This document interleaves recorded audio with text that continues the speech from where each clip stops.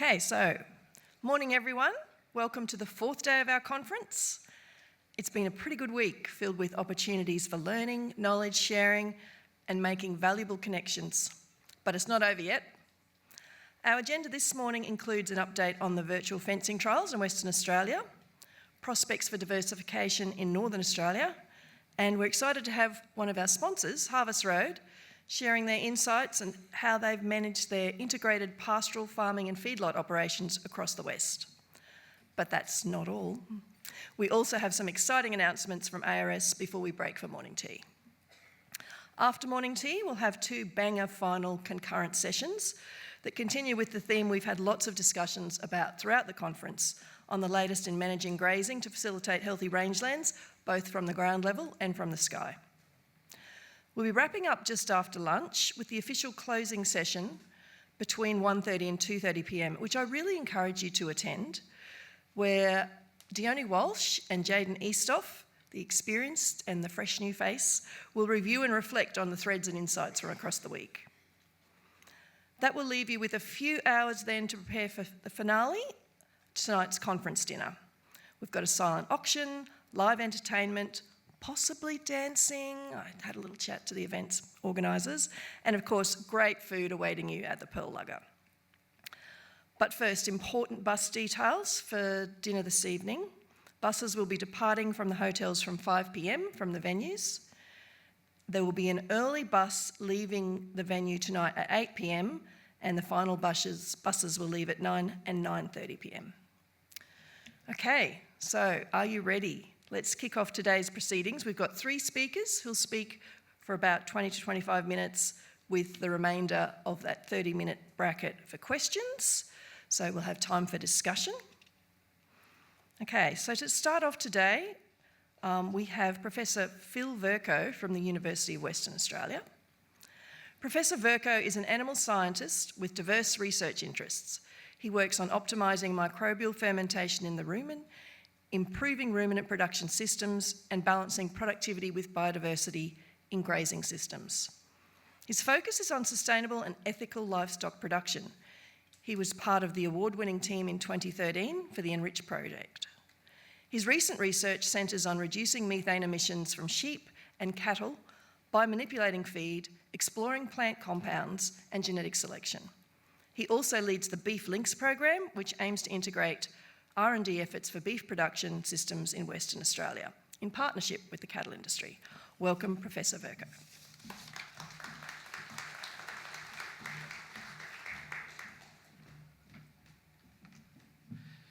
Thanks very much, Robin. And Robin asked if I had a fun fact, and I couldn't think of one, but before I became this shape, I actually could roll my stomach, and I won't be doing it up on stage now, or even at the dinner. So Don, thanks very much for the invitation. I really appreciate the opportunity to come and tell you about the virtual fencing experiences that we've had, warts and all, and that's what you'll get. And I love that you kept the other bits. So there are a little other bits that puts a bit of context around what I'll talk about today. So thanks very much for the invitation. Turn that on. I do want to get this done first. So the acknowledgements, this is the Rio Tinto team on the left, UWA in the middle and MLA on the right, and this wouldn't happen unless these people had worked together.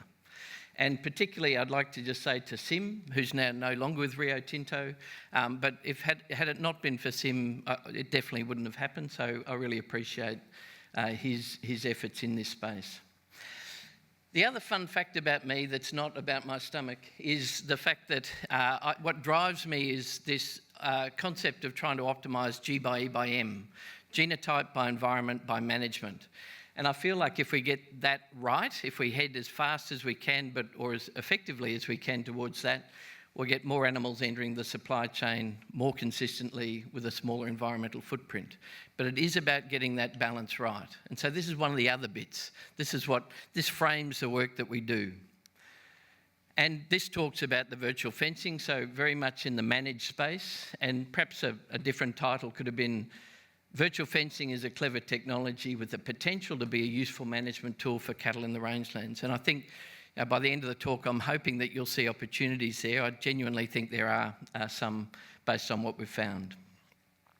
So to get that across, again, I think it's important to have context. I'm not a technology us sort of, have a technology, what can I do with it sort of guy. And so the BeefLinks project provides a little bit of context about why we even got into it. Definitely talk about the virtual fencing. I'm not promoting or waving a flag for anyone. We're working with Vents because they responded first to what we wanted to do. Otherwise, it's just the last thing is how we've had to approach the proof of principle work that we've been doing for the WA rangelands. So BeefLinks, and this will be brief, but it sets up why we got involved. And BeefLinks is a partnership between UWA and the MLA Donor Company, and we've worked together to try and look at R&D, the R&D for WA beef from rangelands to a diversified market as we head towards that space. And at the end of the day, we need to know where cattle are going. So there's a bit of this technology that I'll mention. What cattle eat. I'll talk a little bit about the plant ID from dung, so using a diet ID, but also better understanding the nutritional value of feed and methane mitigation. This is where the management side of things come in. And again, I'm not a silver bullet guy. There's other things. We've got the rangeland self-herding system that Dean Revell and Bruce Maynard were driving and have driven. We've also got virtual fencing and a whole stack of other questions that we need to respond to. And then, of course, the sustainability is how we can use this to get good outcomes for this, for the sustainability side of things. And the socioeconomic evaluation of things is such a critical part of that. I'm not a social scientist, but I've become acutely aware of how important it is to have the social scientists involved in what we do. So just as the last little bit of other bits before we get to the virtual fencing, I just want to give you an example of the sort of information that we're trying to gather and why virtual fencing fits into that. So it's a little bit about where cattle go and what they eat, because I think that's really quite a driving force for why we might want better ways to manage animals. This is the diet ID, so it's actually finding out what cattle eat from their dung. So you can use DNA technology to take a dung sample and put together what animals are eating. And so what we're trying to do is understand where they go, what they're eating when they're there, and how that's linked into, for example, their productivity and their movement. It's not a high-tech thing, and this is courtesy of Dean, who's in the audience, that we've got a couple of takeaway knife and forks, an old coffee mug that he picked up at the Roadhouse, and then some very scientific-looking tubes. But the high-tech stuff comes when you send that into the laboratory for analysis. Challa have been wonderful, and others, but Challa is what I'll talk about today. So Deb and Ash Dowden, we've had series tags in those animals. We took dung samples from individual animals, and we looked at the DNA analysis to try and understand what the profile of feed is. And we also had limited weights, but we have some weights. So it's a starting point. Just one tiny example of what we're doing. And I've cherry-picked some stuff. These two cows had very similar plant profiles in their dung and had higher live weights. This one had an intermediate sort of diet between what they call the operational taxonomic units, so the profile of the feed. And these two had similar profiles and were lower in terms of their weights. And when we mapped their location over the period of the experiment, we found that there were very clear patterns of where those animals had been. So these two in particular, okay, they overlapped, they weren't exactly the same, but then there are also differences between the one that was sort of in the middle and then the two that were the same also had quite a large overlap here. So it's interesting information. It's valuable information. But at the same time, having the information still needs some way that we can jump in and try and manage that to make use of that information. And that's where the virtual fencing system comes in.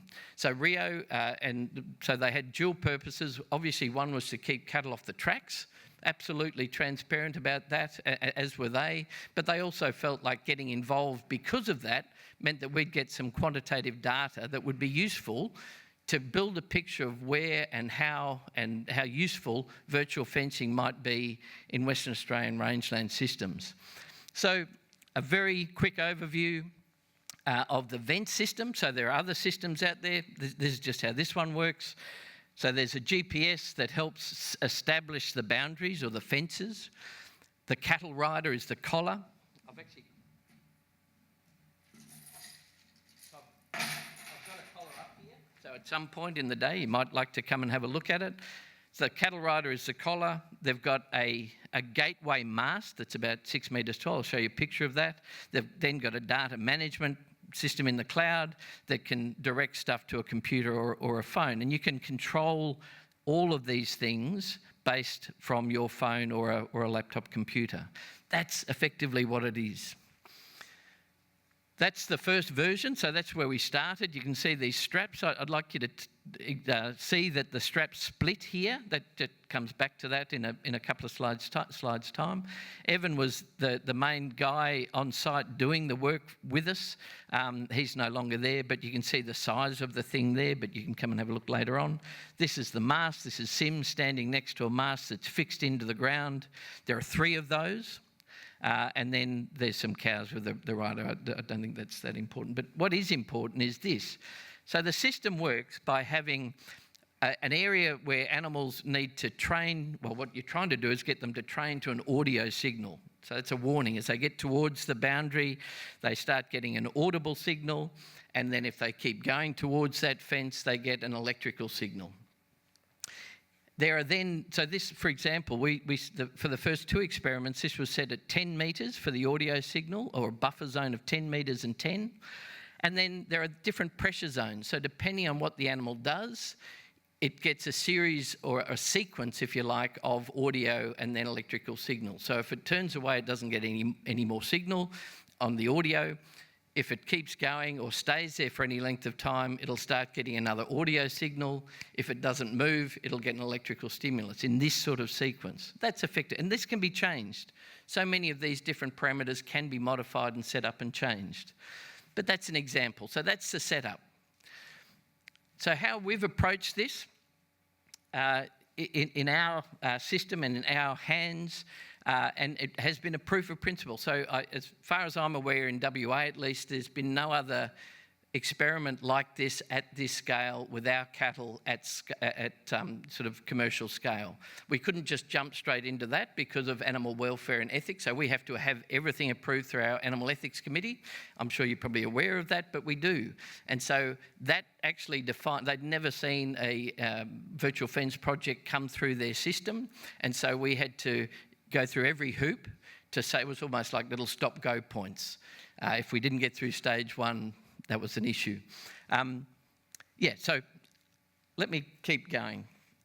Very simple objectives. Okay, I'm probably at the end of this talk, I'm hoping you won't be disappointed, but I'm hoping that you'll go, wow, there's so much more to understand, and there is.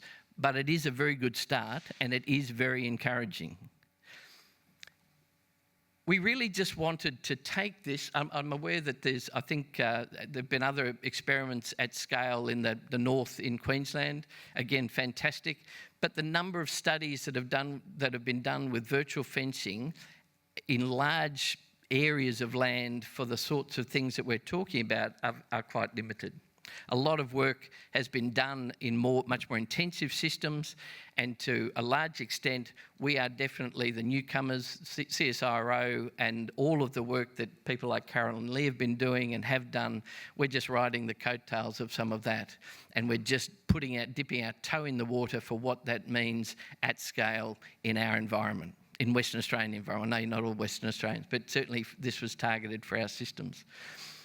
So it's to confirm that a large mob of cattle can be contained by virtual fencing only in Western Australian rangeland conditions, that there are no adverse effects of technology on animal health and welfare, and there's no negative impact on animal productivity. We're just trying to establish that this is possible.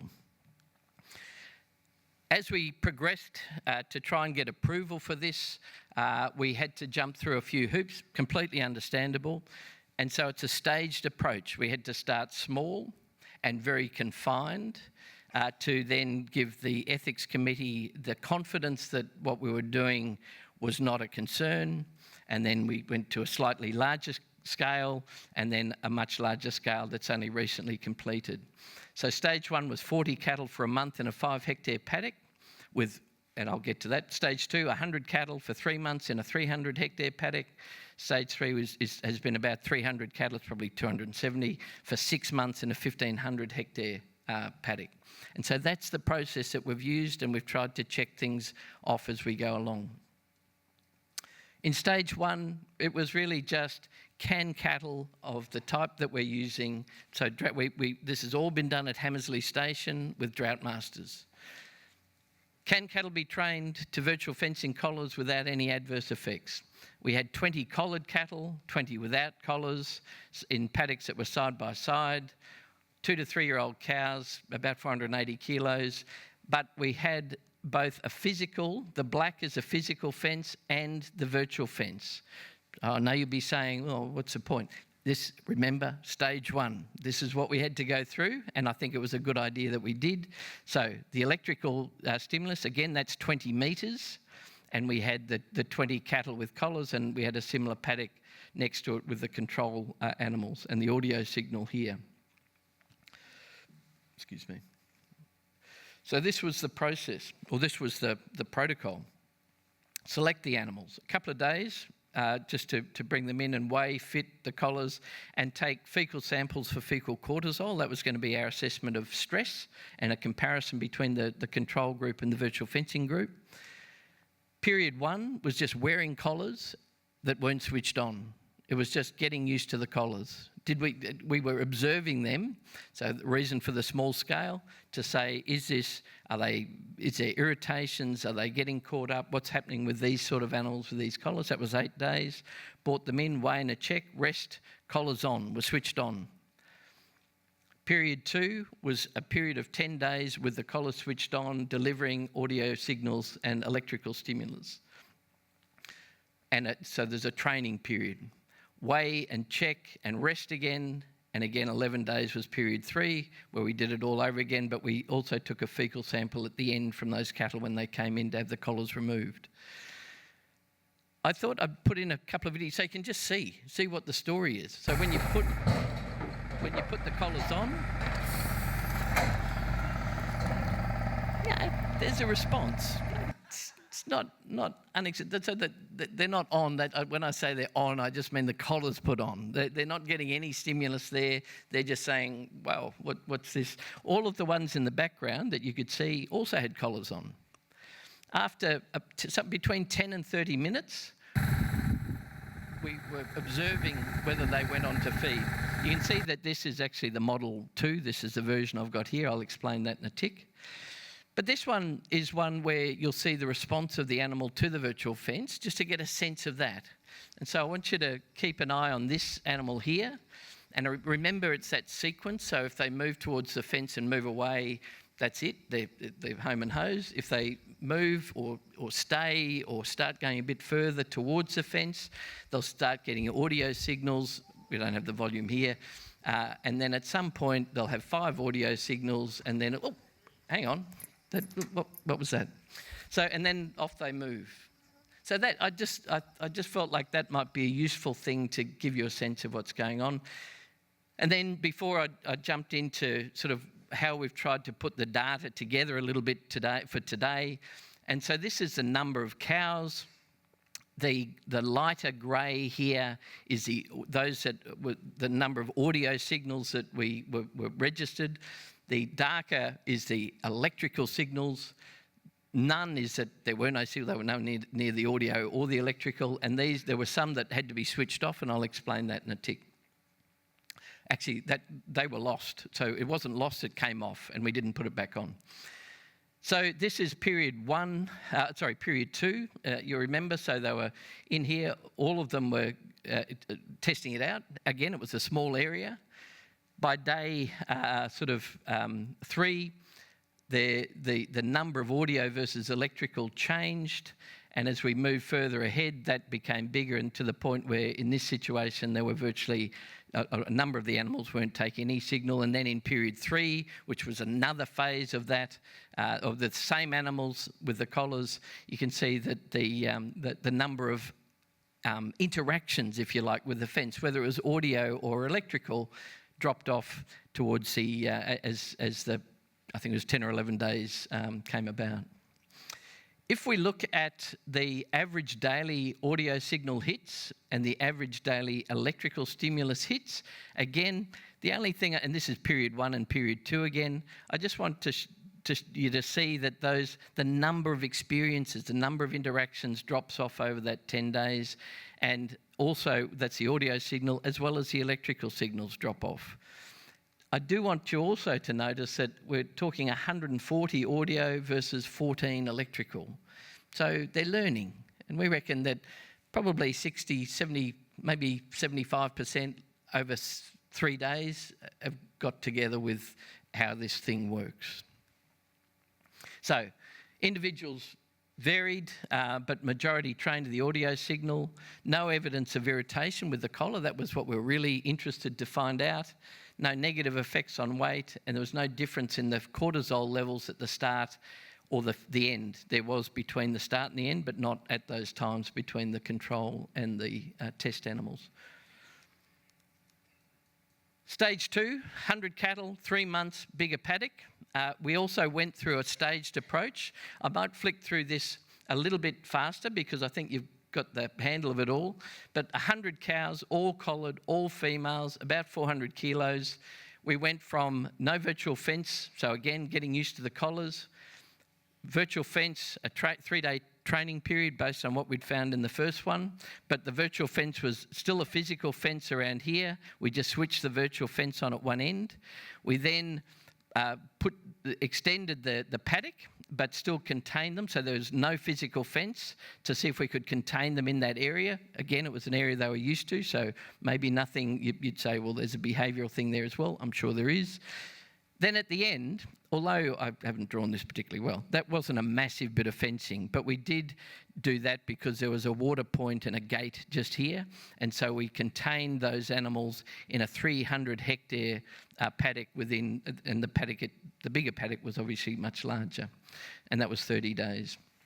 This is the sort of image you get on your phone or your laptop, and this is, there'd be a period of time, it's probably about a month in there, of all of those collars, where they went, what happened. You'll see there's a little one that popped out here, and that was about day 70, and a helicopter had popped across on day 70, and we lost one that went through. So that in itself is a result. Fecal cortisol, again, I might just leave that. There was no difference between the start and the end, but there were definitely individual variation. And that maybe not unexpected, but it would be interesting just to go in. We've got so much data that we've only scratched the surface on. I think we could probably figure out a few things that might be happening within those sorts of scenarios. So cattle interacted with the virtual fencing daily. Animals were contained successfully in that 300 hectare. Yes, we had one breach. Fecal cortisol with no change, but a lot of individual differences. This is the interesting thing. Oh, shoot, okay. No, that's fine. It's all good. I've got it under control. Collars, there are 17 collars twisted, 1 fell off, 9 instances of rubbing, and 1 pinching. Remember I said this collar was split? We actually had one situation where it was reasonably serious pinching. So, and that, as you'll see, I'm not going to do that. Experiment stage 3. This will be relatively quick, so please don't panic, as much as I am. No, we changed the collar. So now we have this particular version. So this is version 2 collar, based on what we found with the design of stage 1 collar. Another good result. We've got to be developed. We're working with the producers and the company to try and fix this. All of that I've said. 3 rotations over 3 months. But in this particular case, we're repositioning the virtual fence to move animals. This was a big thing. We're using the Cattle Rider 2 collars. You'll see that later on. I also wanted to say that we wised up. We don't have to fix the mast. You can put it on a trailer. Much, much better. Okay, so rotation 1. This is Hammersley. This is their railway track. This is the white is a physical fence. We had the virtual fence, 100-metre buffer. We can explain that later on, rather than a 10-metre buffer. You think, oh, there's a physical fence, so isn't that cheating? Well, not really, because this was the sort of forage they were in. They were 100 metres away from the fence. They wouldn't have been able to see the fence. There's 50 cattle, based on our information, in there somewhere. So I don't think the physical fences were necessarily causing a problem. What happened with the heat map? So again, you can get a heat map data, and this is what we found. Yes, there's overlap, but there was a gate open here to allow them to do that. We then went to rotation 2, 1,600 hectares, and you'll see that we opened this up. There is no fence. This is now the railway track. There's a gate here and a grid. We opened it up, and they moved in there. We're not pushing them in there. They moved in. They've never had cattle in there before. Stage 3, 200 hectares. We now took it away from this particular fence and allowed them in here, another gate up here, and they moved and spread out over those areas. You can see that we also brought it in here to keep them out of here, and we managed to do that successfully as well. Main thing, I guess, have I got 1 minute? Close, yeah, okay. 10% of collars unable to be monitored after 100 days. Now, Vents targets 98% effectiveness.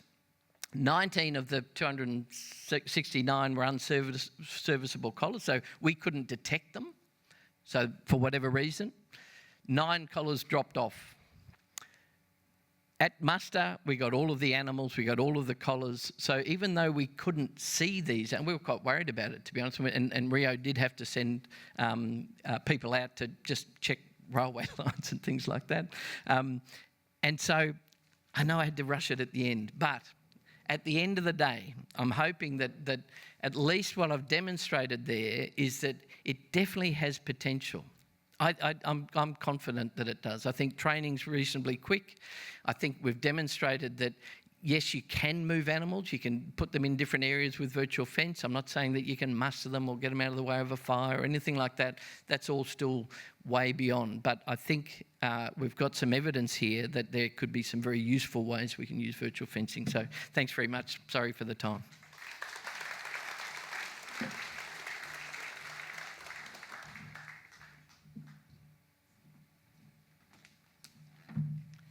Thanks, Phil. We'll open up for questions now.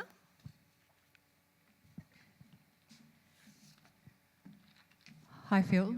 That was really great. I'm Louise Turner from the rangelands in New South Wales. Yep. I have noticed that a lot of presentations have been done around cattle, Yep. but where we're from, we run cattle, sheep and goats. Two-pronged question for you. Firstly, would the cost be prohibitive for sheep? And if not, is there any interest in trialling for sheep? So I can tell you, and you'd have to deal with Vents or whichever virtual fence company you want to go with. As I said, I'm not waving a flag, but I know for this, each of the towers, so the 3 towers, you need 3 towers, was I think 12 grand each, and you pay a rent for the collar of $40 a year. Batteries last about 2 years, but as part of that rent, you know, that's part of the deal.